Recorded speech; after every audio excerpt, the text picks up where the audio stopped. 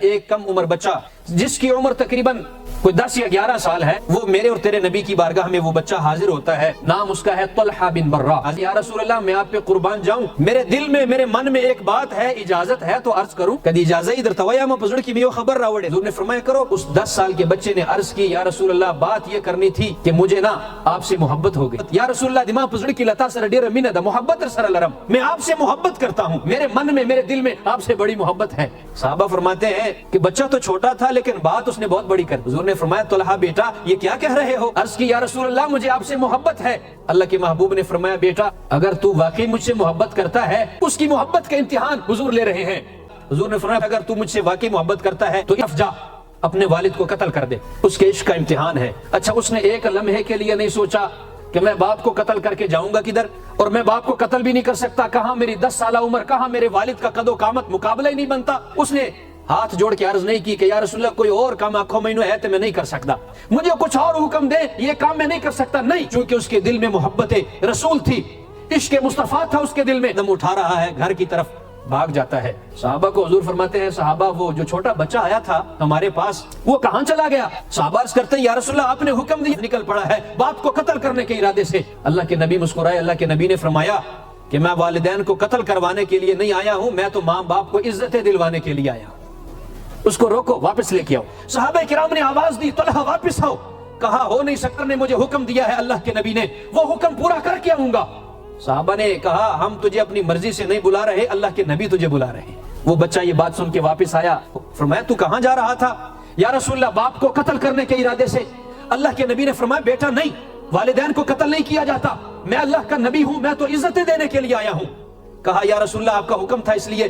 کہا بیٹا یہ حکم میں نے اس لیے دیا چونکہ تو نے میرے ساتھ کیا محبت کا دعویٰ، میں نے دیکھنا تھا بلا طلحہ میرے ساتھ کتنی محبت کرتا ہے۔ پزڑے کے دماغ محبت دیر دیکھے دمور اپلار محبت قتل ہی میں ایسی۔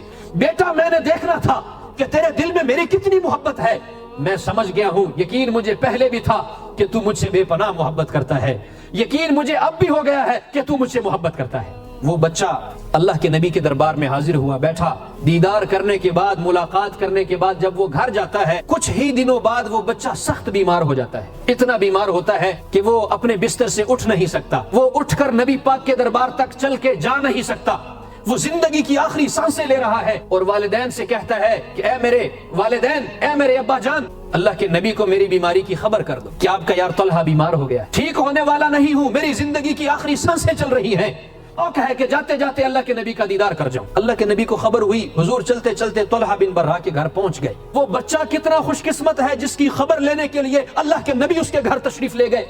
اللہ کے نبی چلتے چلتے اس کے سرانے کھڑے ہوئے۔ وہ بچہ اب نبی پاک کے استقبال کے لیے اٹھ کے بیٹھنا چاہتا ہے لیکن بیٹھنے کی طاقت نہیں ہے اس میں۔ اللہ کے نبی نے اس کے سر پہ ہاتھ رکھا، بیٹا اٹھو نہیں، لیٹے رہو۔ کہا یا رسول اللہ یہ ہو سکتا ہے محبوب آ جائیں اور میں لیٹا رہوں؟ کہا بیٹا تجھ میں اٹھنے کی طاقت نہیں ہے، میں اجازت دیتا ہوں، لیٹے رہو۔ حضور نے اس کے سر پہ دست شفقت رکھا، دعا دی۔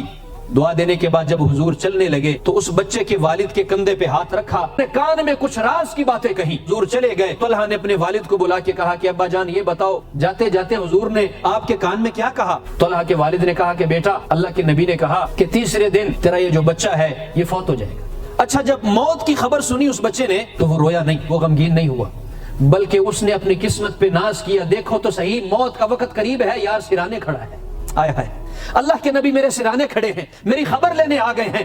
اور اس بچے نے کہا کہ ابا جان موت تو ایک دن آنی ہی آنی ہے۔ جب اللہ کے نبی نے میری موت کی خبر دی، اگلی بات کیا کہی اللہ کے نبی نے؟ تو والد نے کہا کہ بیٹا اللہ کے نبی نے فرمایا کہ جب طلحہ کے جنازے کا وقت آئے مجھے خبر ضرور دینا، میں اللہ کا رسول خدا کے اپنے یار کا جنازہ پڑھا۔ طلحہ نے جب جنازے کی بات سنی تو رونا شروع کر دی، کہا ابا جان میں اس لیے نہیں رو رہا والدین سے جدا ہو رہا ہوں، بلکہ رو اس لیے رہا ہوں کہ اللہ کے نبی فرما گئے کہ میں جنازہ پڑھاؤں گا، لیکن میں طلحہ آپ کو یہ عرض کر رہا ہوں کہ جب میری موت ہو جائے جنازے کی خبر اللہ کے نبی کو نہ دینا۔ تو کہا بیٹا یہ تو تیرے نصیب ہے، تیری خبر لینے بھی آ گئے، تیرا جنازہ پڑھانے کا بھی اللہ کے نبی خود فرما گئے میں خود جنازہ پڑھاؤں گا، اب تو منع کیوں کر رہا ہے؟ جواب سنے ایمان تازہ کریں۔ بچے نے کہا یہ میرے نصیب ہے میرا جنازہ پڑھانے اللہ کے محبوب آ جائے، یہ میری خوش قسمتی ہے کہ اللہ کے محبوب میرا جنازہ پڑھائیں، لیکن میں روک اس لیے رہا ہوں کہ جن جن راستوں سے اللہ کے نبی گزر کر میرے جنازے تک آئیں گے ان راستوں پر جو گھر ہیں کفار کے گھر ہیں، کہیں میرے نبی کو کفار میرے جنازے کی وجہ سے تکلیف نہ دے دیں، اس لیے روک رہا ہوں۔